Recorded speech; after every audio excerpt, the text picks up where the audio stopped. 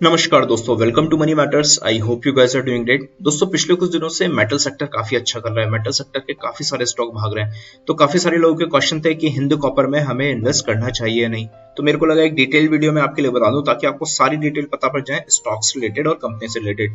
तो इस वीडियो में सबसे पहले हम लोग सेक्टर की बात करेंगे कि सेक्टर की फ्यूचर की ग्रोथ पॉसिबिलिटी क्या दिख रही है, क्या पोटेंशियल है। उसके बाद कंपनी के प्रोडक्ट के बारे में बात करेंगे, प्रोडक्ट ब्रेकअप देखेंगे, फंडामेंटल एनालिसिस करेंगे, प्रॉफिट एंड लॉस स्टेटमेंट देखेंगे, इन बिटवीन द लाइन देखेंगे कंपनी की एफिशिएंसी कैसी है, बैलेंस शीट देखेंगे, कैश फ्लो स्टेटमेंट एनालाइज करेंगे। उसके बाद इसका टेक्निकल एनालिसिस मैंने किया है, तो क्या इंपॉर्टेंट लेवल है ये हमें पता पड़ जाएंगे। फ्यूचर में क्या पॉसिबिलिटीज बन रही है ये भी हम लोग देख लेंगे। तो काफी कुछ इस वीडियो में आपको जानने को मिलेगा, लेकिन उससे पहले अगर आप इस चैनल पे नए हैं, I will really appreciate if you subscribe the channel and please hit the bell icon so that you will get notification whenever I upload a video. तो चलिए वीडियो शुरू करते हैं।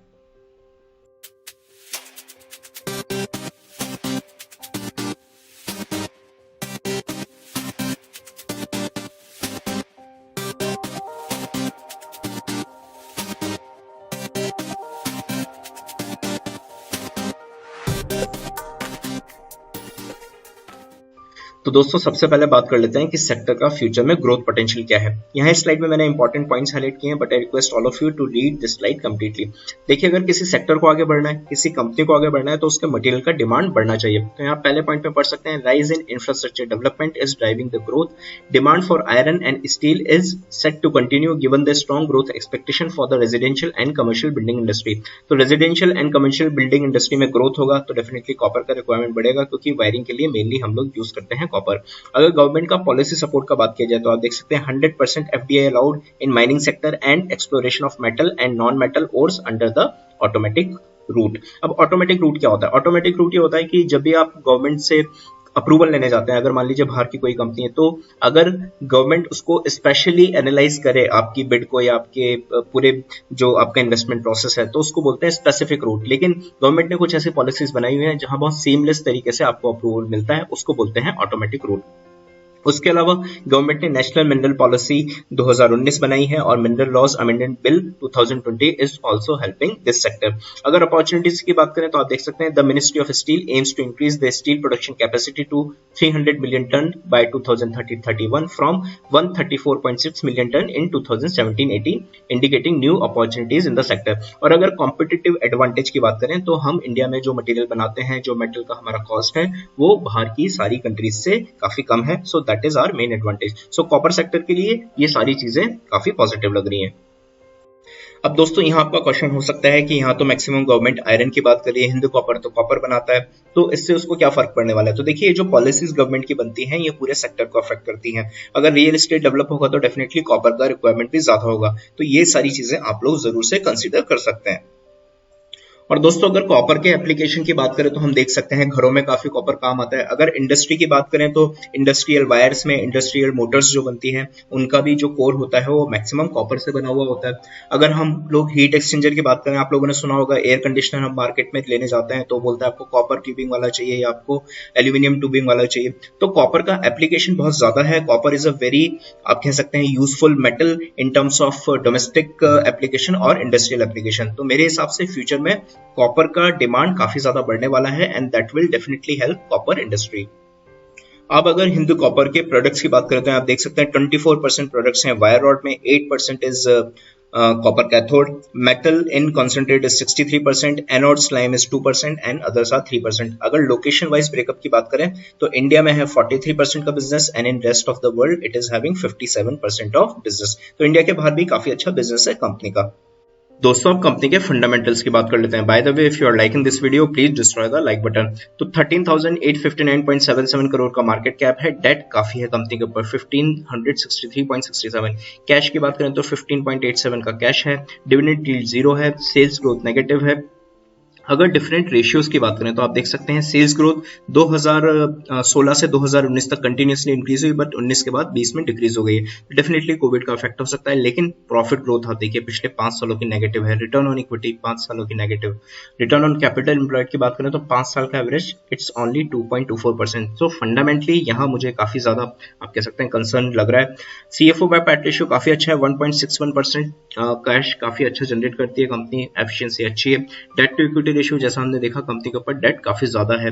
अगर शेयर होल्डिंग की बात करें तो because this company is government of India company, so mainly share government के पास ही है 76.05। यहाँ भी एक पॉइंट ध्यान देने वाला ये है कि गवर्नमेंट फ्यूचर में OFS ला सकती है बिकॉज शेयर होल्डिंग 75% या उससे कम करनी होती है। तो ये चीज है जो आपको ध्यान रखनी है।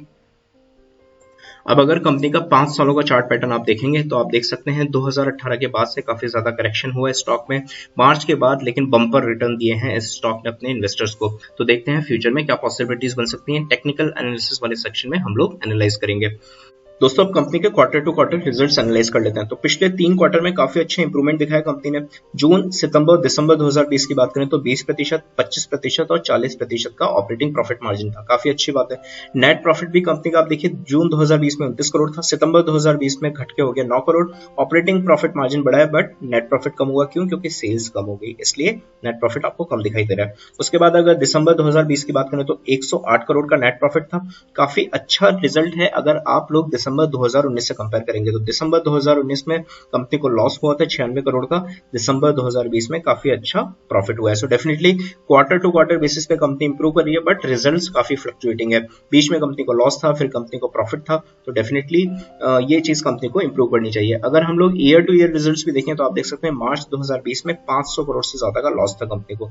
जरूर से उससे पिछले 3 सालों में 17, 18 और 19 में कंपनी ने कंटिन्यूअसली अपने नेट प्रॉफिट को इंक्रीज किया। So it is a positive point. तो मेरा मेन कंसर्न ये है कि अगर कंपनी के रिजल्ट्स इतने ज्यादा फ्लक्चुएटिंग है तो काफी ज्यादा मुश्किल है फंडामेंटली इस कंपनी को बोलना कि स्ट्रांग है, क्योंकि फंडामेंटली किसी भी कंपनी का स्ट्रांग होने के लिए बेसिक रिक्वायरमेंट ये है कि रिजल्ट कंसिस्टेंट होने चाहिए। अगर हम इसके पीयर से इसको कंपेयर करें, यहाँ मैंने हिंदुस्तान जिंक का ईयर टू ईयर रिजल्ट निकाला है, यहाँ भी रिजल्ट फ्लक्चुएटिंग है। आप देखिए ऑपरेटिंग प्रॉफिट मार्जिन फ्लक्चुएट हो रहा है लेकिन नेट प्रॉफिट फिर भी पिछले कई सालों से पॉजिटिव है, नेगेटिव नहीं है, कंपनी लॉस में नहीं जा रही। तो डेफिनेटली कंपनी के प्रॉफिट फ्लक्चुएट हो सकते हैं, मेटल सेक्टर थोड़ा वोलेटाइल रहता है बट एटलीस्ट कंपनी को लॉस ना हो, ये कंपनी के मैनेजमेंट को जरूर से देखना चाहिए। अब हिंदुस्तान कॉपर की बैलेंस शीट देख लेते हैं। 17, 18, 19 में आप देख सकते हैं रिजर्व्स कंटिन्यूअसली कंपनी के बढ़े थे लेकिन 2020 में एकदम से रिजर्व्स आधे से भी कम हो गए। बोरिंग्स की बात करें तो पहले कंपनी के ऊपर कोई बोरिंग नहीं थी लेकिन 2018, 2019, 2020 कंटिन्यूअस बोरिंग बढ़ रही है। अब रिजर्व्स कम हो गए हैं, बोरिंग बढ़ रही है, तो पैसा जा कर रहा है, पैसा यहाँ है। देखिए आप CWIP capital work in progress, ये वो पैसा होता है जो कंपनी अपने प्रोजेक्ट में लगाती है। कहीं अगर प्रोजेक्ट चल रहे हैं, कहीं इंस्टॉलेशंस बन रहे हैं, तो इसमें जो पैसा लगता है उसको हम लोग कंसीडर करते हैं कैपिटल वर्क अंडर प्रोग्रेस। तो मेरे हिसाब से कंपनी का काफी ज्यादा प्रोजेक्ट्स में पैसा लगा हुआ है, इसलिए यहाँ रिजर्व्स का पैसा इसमें यूज कर लिया गया। तो ये सारी चीजें आप लोग ध्यान में दे सकते हैं। बाकी कंपनी की बोरिंग भी बढ़ रही है तो ये भी एक पॉइंट ऑफ कंसर्न है। अगर कैश फ्लो की बात करें तो आप देख सकते हैं operating cash flow from operating activities are decreasing continuously. So definitely इस डायरेक्शन में कंपनी को इंप्रूव करना चाहिए। बाकी इन्वेस्टिंग एक्टिविटी और फाइनेंसिंग एक्टिविटी में अगर नेगेटिव है भी तब काफी ज्यादा ध्यान देने की बात नहीं है, बट यहाँ नेगेटिव वैल्यू काफी ज्यादा है। अगर मान लीजिए परसेंटेज अमाउंट काफी कम है, 5%, 10%, then it is okay, but here value is too much. तो डेफिनेटली इस एरिया में भी कंपनी को इंप्रूवमेंट लाना चाहिए। दोस्तों फटाफट से इस कंपनी को टिकर टिपे भी देख लेते हैं। तो एक साल में बम्पर रिटर्न दिए हैं 347.31% के। मिड कैप कंपनी है, मॉडरेट रिस्क है कंपनी के साथ। किसी भी एनालिस्ट ने सजेस्ट नहीं किया है कि आपको इस कंपनी में इन्वेस्ट करना चाहिए। अगर चेकलिस्ट की बात करें तो आप देख सकते हैं कोई रेड फ्लैग नहीं है। Entry point they are not considering it is good. Dividend return हमने देखा, डिविडेंड यील्ड इज 0। अगर आप इस कंपनी में इन्वेस्ट करेंगे तो आपको एफडी से कम रिटर्न मिल सकते हैं। And for intrinsic value they do not have sufficient data. दोस्तों अब इसको टेक्निकली एनालाइज कर लेते हैं। तो जैसा कि आप यहाँ देख सकते हैं नवंबर के बाद से काफी अच्छी स्पीड पकड़ी स्टॉक ने और पिछले एक आध वीक से तो बिल्कुल वर्टिकल ग्रोथ है स्टॉक की। अगर स्टॉक बुलिश रहता है तो 164 का आसपास का लेवल है जहां पहला रेजिस्टेंस आ रहा है। आप यहाँ देख सकते हैं this is the very old resistance. तो यहाँ स्टॉक अपना रेजिस्टेंस ले सकता है और अगर इसको रेजिस्टेंस को स्टॉक काट देता है तो इसके बाद आप यहाँ देख सकते हैं बहुत बड़ा गैप छूटा हुआ है। तो यहाँ स्टॉक का क्या मूवमेंट होगा इसको अभी एस्टिमेट कर पाना बहुत मुश्किल है। लेकिन अगर स्टॉक में करेक्शन आता है तो जो पहला लेवल मुझे दिख रहा है वो है 123 रुपए का, और अगर 123 रुपए का लेवल टूटता है तो 113 रुपए का लेवल और 104 का भी आ सकता है। काफी ज्यादा पॉसिबिलिटी है। अगर मार्केट में करेक्शन जारी रहता है तो ये तीनों लेवल पॉसिबल है जो आ सकते हैं। तो ये सारी चीजें आपको ध्यान रखनी है। मेरे हिसाब से स्टॉक अभी भी काफी वॉलेटाइल है, तो जो लोग इसमें ट्रेड कर रहे हैं काफी ध्यान से ट्रेड करें और अपने स्टॉप लॉस लगा के रखें। स्टॉक में करेक्शन का रीजन ये भी है कि अगर आप RSI की ओर ध्यान देंगे तो 90 से ऊपर की वैल्यू है RSI की। सो डेफिनेटली RSI भी बोल रहा है कि स्टॉक में सेलिंग आ सकती है। तो ये सारी चीजें हैं, आप लोग जरूर से ध्यान रखें। तो दोस्तों फाइनली अगर वीडियो को कंक्लूड करें तो मैं बोल सकता हूँ fundamentally this company is not very good. Definitely company को काफी ज्यादा इंप्रूवमेंट लाना चाहिए। दूसरी बात, प्रोमोटर की होल्डिंग भी अभी 75% से ऊपर है, तो भविष्य में हो सकता है OFS भी आए। तो ये सारी चीजें आपको ध्यान रखनी है। For any buying and selling please discuss same with your financial advisor. This video is for educational purpose. आशा करता हूँ इस वीडियो में आपको काफी कुछ जानने के लिए मिला होगा। I will really appreciate if you subscribe the channel. Please hit the bell icon, share the video with your friends. और चैनल से रिलेटेड या वीडियो से रिलेटेड आपका कोई सुझाव हो तो मुझे कमेंट सेक्शन में जरूर बताइएगा, मुझे बहुत अच्छा लगेगा। तो चलिए मिलते हैं नेक्स्ट वीडियो में, तब तक के लिए बाय बाय, वंदे मातरम।